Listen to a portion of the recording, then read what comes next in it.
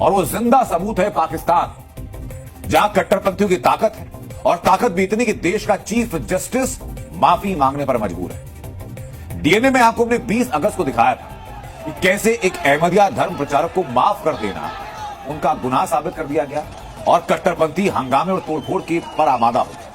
हजारों की तादाद में कट्टरपंथी इकट्ठा होते हैं, सुप्रीम कोर्ट के सुरक्षा घेरे को पार करते हैं, कोर्ट परिसर के अंदर उत्पात करते हैं और चीफ जस्टिस की गर्दन काटने के लिए इनाम का ऐलान करते हैं। तो कट्टरपंथियों ने भी ताकत का एहसास करा दिया, पाकिस्तान के सुप्रीम कोर्ट तक को करा दिया, और इसका असर क्या है वो आज सामने आ गया 48 घंटों के अंदर, 2 दिन के अंदर अंदर। असर यह हुआ कि पाकिस्तान के चीफ जस्टिस ने कट्टरपंथी नेताओं के फैसले को लेकर माफी मांगी। चीफ जस्टिस, जिनका नाम है काजी फैज ईसा, उन्होंने एक बयान जारी किया और बयान जारी करते हुए कहा कि मैं तारिक उस्मानी साहब से माफी मांगता हूं। अगर आपको एतराज पर मैंने गौर किया होता तो उन सुझावों और एतराजों पर पूरी किताब लिखी जा सकती है।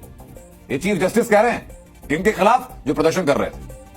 वो कह रहे हैं कि मैं सभी दस्तावेजों को पढ़कर उन्हें समझ नहीं पाया, आप अपने मुद्दे कोर्ट को भेजें, हम पढ़ेंगे और अगर समझ नहीं पाए तो वापस आपसे पूछेंगे।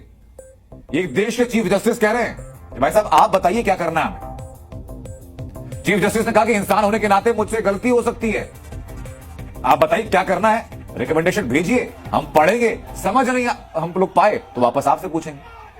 कुछ घंटे का कट्टरपंथी को उत्पात था और चीफ जस्टिस को अपने घुटनों पर आना पड़ा। ये बताता कि पाकिस्तान के अंदर सिस्टम के क्या हाल है, और ये बताता कि पाकिस्तान में कट्टरपंथ अदालत से, सरकार से सबसे ऊपर हो चुका है। अब हम आपको उस फैसले के बारे में जरा बताते हैं कि जिसके चलते चीफ जस्टिस को माफी तक मांगनी पड़ी। वो फैसला क्या था? मामला था 2021 का, जहां अहमद सानी नाम के शख्स को अहमदियों से जुड़े धार्मिक पर्चे बांटने के आरोप में सजा सुना दी थी। 2024 में सुप्रीम कोर्ट के चीफ जस्टिस की अगुवाई वाली बेंच ने उसको जमानत दे दी और रिहाई का आदेश दे दिया।